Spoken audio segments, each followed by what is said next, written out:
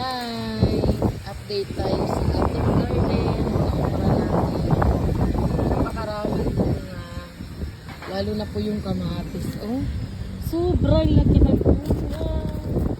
Nakakatawa, tas ang dami pang tanong. Yan mga talong natin. Titingnan mo yung mga talong para siyang mamamatay na. Nakakulang lang sa sunlight. Pero marami po yan bunga. Hindi lang yan yung tanim natin. Oh, may ubo pa tayo. Tapos marami po kaming marami po kami dito iba pa. Meron tayong mga gabi. Tapos papaya talaga. Ayan o, papaya. Marami tayong papaya. Then, dito may bago tayong mga pananim na talong.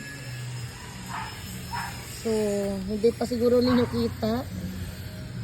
Kasi, bago pa lang. Pero buhay na po yan. Kasi 1 week na yan today. Ito, marami pang gabi na malalaki. Gabi pa. Tapos yung papaya, malaki na rin yan. Tapos itong ating patola dito, sa side na to, nilagyan na rin nila ng gapangan. Ayan o. Diba? Ito yung mga okra.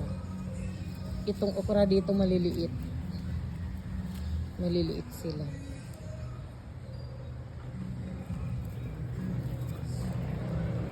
Yung aso ko. So dito talaga sa sa kabilang side na to ng garden. Ito lang yung meron dito. Pero yung marami nating talong, doon yun sa kabila. Tapos pakita ko sa inyo yung nakakatuwa yung kalamansi. Kasi sobrang dami niyang bunga. Grabe oh. Ayan. Sobrang dami yan. Ito. Ayan o.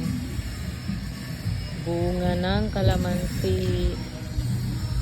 Sobrang sulit kasi magkano ang kilo ng kalamansi ngayon. Ang mahal, diba? Pero tayo, hindi natin kailangan bumili. Kasi ang daming bunga ng ating kalamansi. Tingnan nyo naman, oh. Ayan, nakita nyo na yung address ko. Kung anong street ko. Diba? Ang ganda. Masarap sa feeling yung may ganito kang mga pananim. Lalo pag nakikita mo na ang dami nilang bunga. Kagaya na lang ng mga kamatis natin, oh. Although mura na yung kamatis ngayon, pero masarap pa rin yung may sarili kang pipitasin na hindi mo na kailangang bumili kasi meron na sa bakuran. Yun lang. Thank you so much.